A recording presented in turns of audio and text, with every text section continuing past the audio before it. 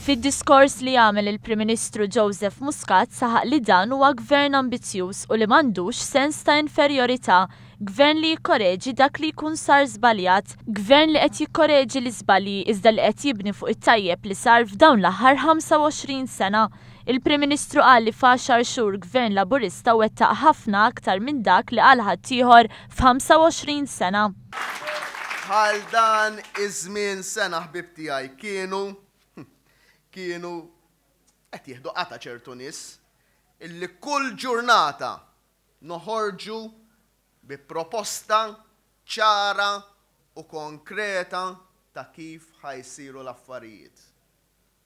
U llum inqas minn sena wara il-proposti il-kbar tal-manifest tagħna diġà bdew jitwettqu.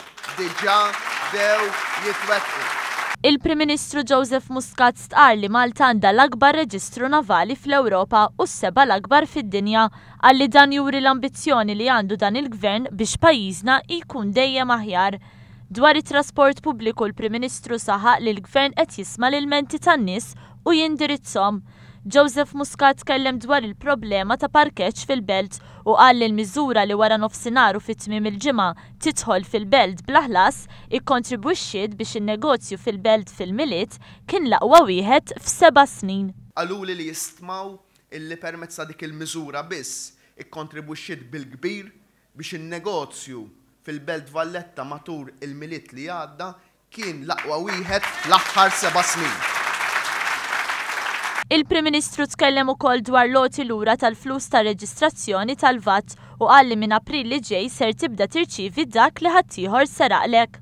Kienu qalu lin-nies li qed nitku bihom meta ġibnihom il-kwartieri ċ-Ċentru Nazzjonali Laburista fl-2009 biex jieħdu flushom lura tal-VAT fuq ir-reġistrazzjoni tal-karozzi.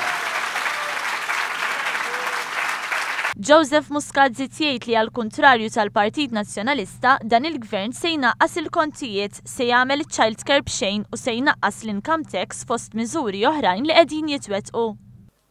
Dan gvern illi wiegħed illi ħajnaqqas il-kontijiet tad-dawl u ħajnaqqashom mal-ewwel. Illi wiegħed iċ-childcare b'xejn u ħajibda jingħata minn Marzu li ġej.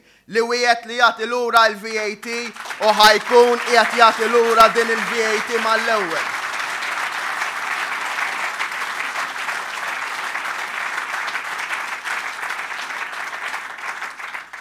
Over and above, għax aħna nitabbew b'ta' ħaddieħor ukoll, ħannaqsu l-income tax u naqqasna l-income tax kif wieħed ħaddieħor għamilnija aħna. Il-Prim Ministru qal li l-poplu Malti se jkompli jara l-pjan ta' dan il-gvern li jraħħas il-kontijiet ta' dawl u l-ilma jsir realtà. Ħaddieħor mhux talli mhux qiegħed jbaxxi rasu għar-rieda tal-poplu, talli għadu qed jipprova ifixkel dan il-proġett. Għadu jemmen illi dawn il-kontijiet ma kellhomx joħsu. Dan juri differenza bejn iż-żewġ partiti, oppożizzjoni mmexxija minn persuna li kiteb programm elettorali sfiduċjat min nies u gvern sod li qed jgħid li l-kontijiet se jorħsu minn Marzu li ġej. Gvern li jrid il-Malta Maltija, Ewropea u globali. Grazzi ħafna. Min barra l-Prim Ministru indirizzaw lil dawk preżenti il-Ministru għat-Trasport Joe Mizzi, il-kandidat għall-elezzjoni tal-Parlament Ewropew Peter Cordina u d-deputat Laburista Chris Sajous.